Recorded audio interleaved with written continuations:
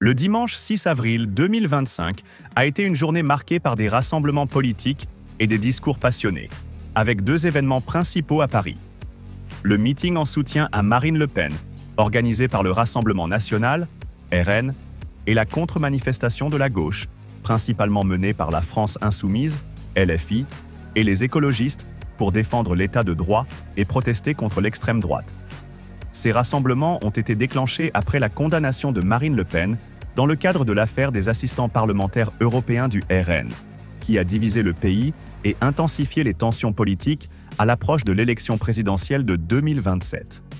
Le meeting du RN a eu lieu place Vauban, dans le 7e arrondissement de Paris, où environ 7000 personnes se sont réunies pour soutenir leur chef de file, Marine Le Pen. Ce rassemblement a été orchestré suite à sa condamnation par la justice pour détournement de fonds publics. Alors qu'une partie de l'opinion publique, en particulier au sein du bloc central et de la gauche, salue la décision de justice, le RN a vivement protesté contre ce qu'il considère comme une décision politique et une atteinte à la démocratie.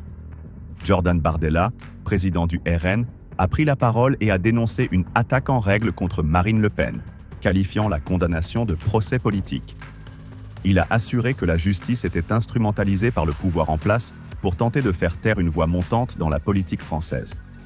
Il a également exprimé que cette décision visait à affaiblir le RN et empêcher Marine Le Pen de concourir à la présidentielle de 2027.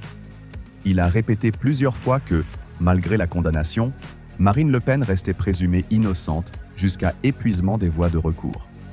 Marine Le Pen elle-même, après avoir accueilli son soutien, a pris la parole à la tribune, déterminée et combative.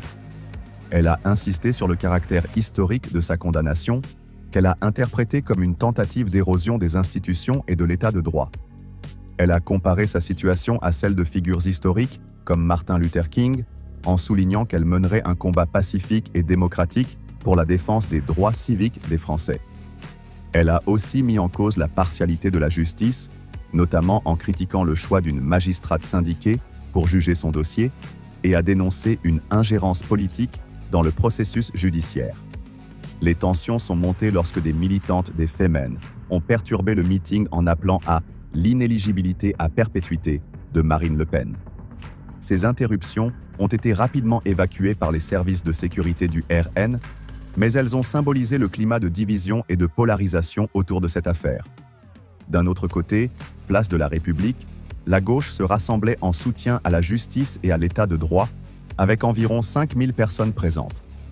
Ce rassemblement visait à dénoncer ce que les manifestants considèrent comme une menace grandissante pour les principes fondamentaux de la démocratie et de la justice, portés par l'extrême droite. Gabriel Attal, ministre et dirigeant du mouvement Renaissance, a ouvert le meeting en soulignant la nécessité de défendre l'intégrité des institutions. Selon lui, l'attaque contre les juges et les décisions judiciaires par le RN et ses soutiens constitue une dérive dangereuse. Il a particulièrement ciblé l'alignement du RN avec des figures autoritaires comme Donald Trump et Vladimir Poutine, qualifiant ce parti de groupie du Trumpisme, et affirmant qu'il représente une menace pour la démocratie française. Attal a également réaffirmé son engagement à ne jamais remettre en cause une décision de justice, marquant ainsi la distinction de son mouvement, qui entend incarner un rempart face aux attaques contre l'état de droit.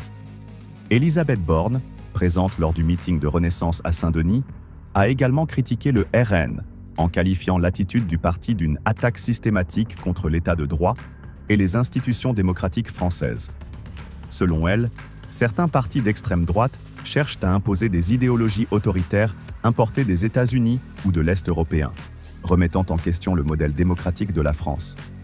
Les manifestations et les discours ont exacerbé les tensions politiques du pays.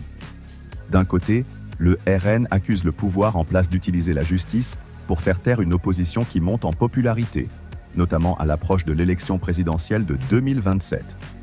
De l'autre, la gauche, y compris des personnalités comme Jean-Luc Mélenchon et Manon Aubry, dénonce la violence verbale du RN, les menaces à l'égard des juges et les tentatives de remettre en cause la démocratie. Les membres du RN et leurs soutiens, comme Louis Alliot, maire de Perpignan, ont qualifié de persécution l'ensemble de la procédure judiciaire et l'isolement de leur leader. Alliot a également évoqué la notion de renouveau du pays, se battant contre ce qu'il considère comme un système corrompu. La mobilisation en faveur de Marine Le Pen a montré que, malgré la condamnation judiciaire, le RN se sentait toujours très puissant et prêt à se battre sur la scène nationale. Ces événements s'inscrivent dans un contexte où l'élection présidentielle de 2027 se profile déjà, et les figures de l'extrême droite, en particulier Marine Le Pen, continuent de captiver une large partie de l'électorat. Selon un récent sondage, Le Pen et son dauphin Jordan Bardella sont en tête des intentions de vote, montrant que, malgré les épreuves judiciaires, le RN conserve un soutien populaire important. Toutefois, les critiques de la gauche, soutenues par des figures comme François Bayrou, insistent sur la nécessité d'un bloc républicain pour contrer l'influence de l'extrême droite et défendre l'état de droit. Ainsi, cette journée de mobilisation n'a pas seulement été une réaction à la condamnation judiciaire de Marine Le Pen, mais aussi un signal des lignes de fracture qui traversent la politique française avec des enjeux cruciaux pour l'avenir du pays.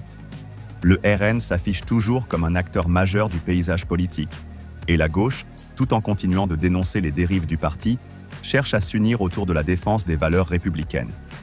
Le débat sur l'équilibre entre justice et politique, et sur le rôle de l'extrême droite dans la démocratie française, est donc bien loin d'être clos.